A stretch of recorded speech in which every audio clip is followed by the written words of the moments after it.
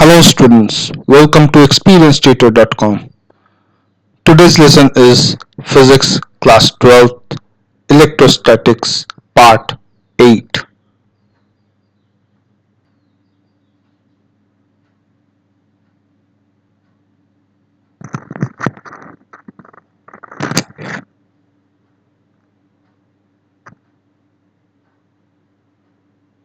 Let us start with the welcome message. Dear students, welcome to our channel experiencetutor.com. In this channel, we will teach physics, chemistry, mathematics and biology for the students of class 10th, 11th and 12th and those who are appearing for the school board examinations and entrance examinations like IIT, NEET and all state level engineering and medical examinations. This course is organized according to different topics for each subject. Therefore, it contains separate video for each and individual topics. Hence, it covers complete syllabus for CBSE, ICSE, ISC and all the state board examinations and engineering and medical examinations. You can also find the relevant topics for foreign school examinations like SAT, IGCSE, IB, etc. Enjoy your learning. Thank you. Question number 47. Define electric flux. Describe electric flux in a uniform electric field and non-uniform electric field. The concept of electric flux relates the electric field with its source. Flux is simply a mathematical concept which can be interpreted physically. Flux is a characteristic of all types of vector fields. In the figure, we can see the representation of electric flux. When theta is equal to 0, phi is equal to E into A, phi is equal to EA cos theta, and theta is equal to 90 degree, then phi is equal to 0.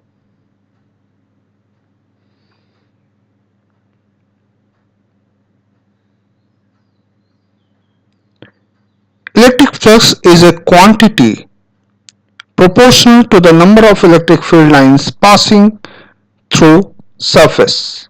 Here we use the word proportional because the number of lines we choose to draw are arbitrary. Consider a surface area A placed in a uniform electric field E. Surface A is perpendicular to E as shown in the figure. Area A is vector quantity and its direction is along outward drawn normal to its area. Here area vector A and E both are in the same direction, perpendicular to the electric field at that point. Therefore, the number of lines passing through surface of area A will be EA. This is an electric flux phi associated with the given surface. Thus, electric flux is the number of lines passing through the surface. It is represented as phi. Therefore, phi is equal to EA. If the surface under the consideration is not perpendicular to the field, the number of lines passing through it must be less.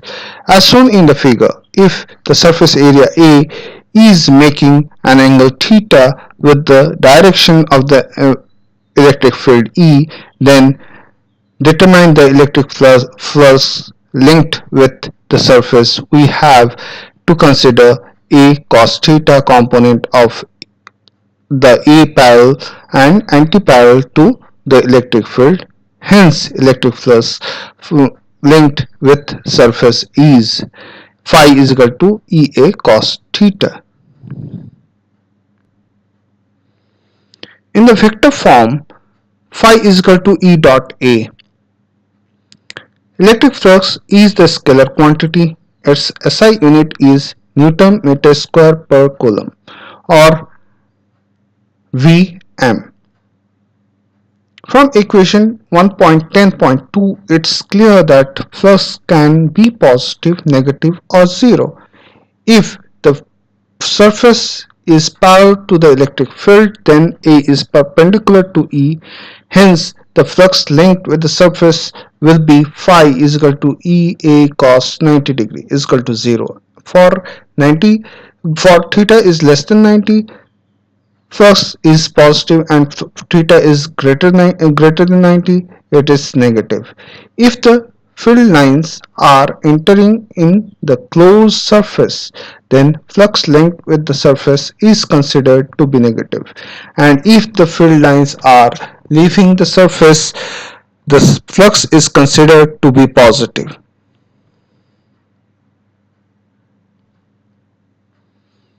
Now we will discuss the general definition of electric flux. As shown in the figure, consider an arbitrary surface in the electric field. Divide the imaginary surface into small surface elements. If the elements are infinitesimally small and surface is not highly irregular, each surface element can be considered as a plane. In such a small element, we can consider an electric field to be uniform. Each of these small surface elements can be represented by the area vector. The magnitude of the vector should be equal to area of the surface element, and the direction is along the normal to the surface if the surface is closed, that is, surface enclosed the volume. Then such vectors are drawn in outward direction of the closed surface. Suppose vector delta Az is the area vector of jth element and electric field at this element is Ej. At the area of the element As the area of the element is very small, the electric field does not change appreciably at all the points over the elements. Hence, the electric flux associated with the J surface element will be phi j is equal to Ez dot delta phi j. Total flux phi linked with the surface can be determined by adding flux associated with all such elements. Therefore, phi is equal to sigma j Ej dot delta phi j. Taking the limit as delta Az modulus of delta Aj tends to 0, that is, considering each element as small as possible, the summation taken in equation 1.10.5 can be written as integration phi is equal to limit modulus of delta Aj tends to 0 sigma j Ez dot delta phi j. We can also write it as phi is equal to surface integration of E dot dA. Equation 1.10.6 is known as surface integration of E over a surface A. Thus, the general definition of electric flux can be given as follows. The flux linked with any surface is the surface integration of the electric field over the given surface. Question number 48. Explain Gauss law. Consider a point charge plus q located at a center O of the sphere of radius r. In the figure, we can see the same. Now, we will determine the total flux linked with the surface of the sphere, According to the definition of the flux, total flux linked with the surface phi is equal to surface integration E dot dA is equal to surface integration E dot E into dA cos theta. All the points on the surface are at equidistance from the center, hence magnitude of E will be same at every point at the surface. The electric field due to the point charge is radially outward. Hence, area vector dA of each surface element will be along the direction of E theta is equal to 0. For equation 1.11.1, phi is equal to surface integration d E into dA, where cos 0 is equal to 1. Again, we can write it as E integration dA. We're putting the value of E q upon 4 by epsilon naught r square into area we can write as 4 pi r square, area of a sphere. So phi is equal to q upon epsilon naught. Here the flux is independent of radius of the sphere, hence it is true for any closed surface.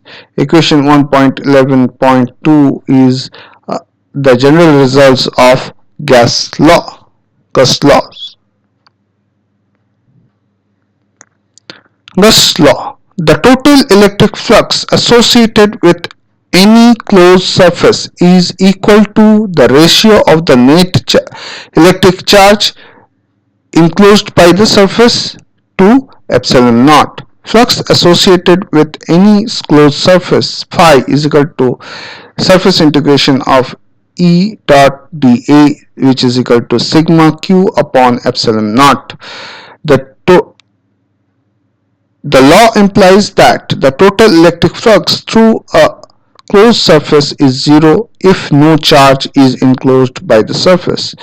Let us note some important point regarding this law. Gauss law is true for any closed surface no matter what is the shape of the or size. The term q on the right side of the equation 1.11.3 includes the sum of all charges enclosed by the surface. The charges may be located anywhere inside the surface. Third, the electric field appearing on the left hand side of equation 1.11.3 is the dielectric field produced due to a system of charges, whether enclosed by the surface or outside it, as for example Q1, Q2, Q3, Q4 and Q5 as shown in the figure. To calculate the electric flux passing through surface, E is determined by taking the vector addition of the electric field at the surface due to all the charges, which is used in the left side of the equation 1.11.3, but on the right side of the equation 1.11.3 we should consider the charge Q1, Q4, Q5 to calculate charge sigma q. Flux linked with the surface S phi is equal to Q1 plus Q2 plus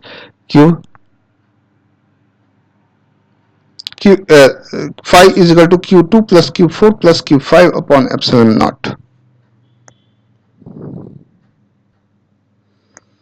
Fourth, the surface that we choose for the application of Gauss laws is called Gaussian surface. Fifth, Gauss law is useful towards a much easier calculation of electric field when system has some symmetry. Question number 49. An electric field prevailing in the region depends only on x and y coordinates according to the equation E b xi plus yj upon x square plus y square, where b is a constant. Find the flux passing through a sphere of radius r whose center is on the origin of the coordinate system. As shown in the figure, rho is the unit vector in the direction of r. Unit vector r is equal to r upon r. Instead of r, we can write ixi plus yj plus zk upon y upon r. Now E is equal to bxi plus yj upon x square plus y square. Therefore, we can also write E into dA is equal to bxi plus yj plus x square plus y square dot xi plus yj plus zk upon r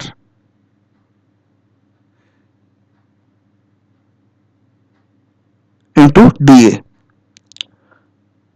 Now, which will give b dA upon r x square plus y square upon x square plus y square.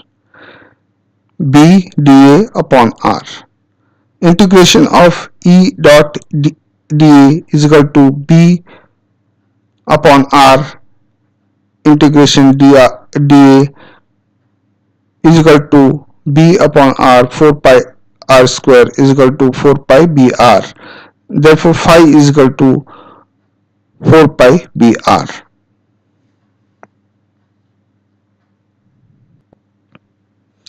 Question number 50. Calculate the total electric flux linked with the circular disk of radius a situated at a distance r from the point charge q. Consider a thin circular ring of radius r and width dr as shown in the figure.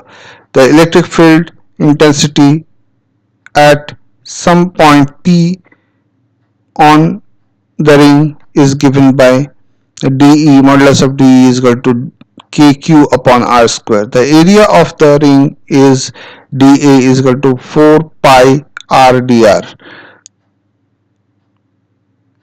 dA is perpendicular to the plane of the ring and makes an angle theta with dE. The flux passing through the small area remaining of the disk is given by d phi is equal to modulus of dE modulus of dA cos theta. kq upon x square into 2 pi dr into r upon x is equal to 2 pi dqr into r dr upon xq. 2 pi kqr upon r dr upon capital R plus small r, capital R square plus small r square to the power 3 by 2, where x square is equal to r square is big R square plus small r square. Total flux phi is equal to 2 pi kqr integration from 0 to a r dr upon r square plus small r square to the power 3 by 2 is equal to 2 pi kqr from 0 to a 1 upon capital R square plus small r square is equal to 2 pi kqr bracket 1 by r minus 1 by under root r square plus a square. Question number 51. Q amount of electric charge is uniformly distributed on a ring of radius r. A sphere of radius r is drawn in such a way that the center of the sphere lies on the surface of the ring.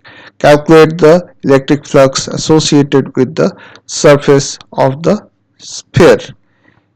It is evident from the geometry of the sphere that OP is equal to O dash and O dash P is equal to O dash O. Hence, a triangle OP PO dash is equilateral triangle, POO dash is equal to 60 and POQ is equal to 120 degree. Hence the chord PO dash Q of the ring will subtend an angle 120 degree at the center. Hence it is evident that the length of the chord will be equal to the 1/3 of the circumference of the ring.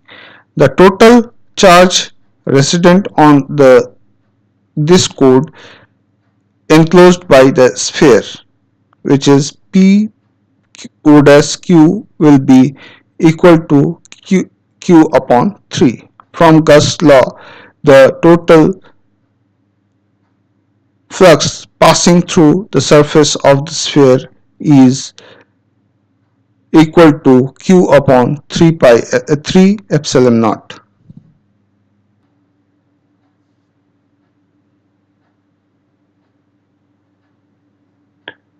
And this is the end of this topic.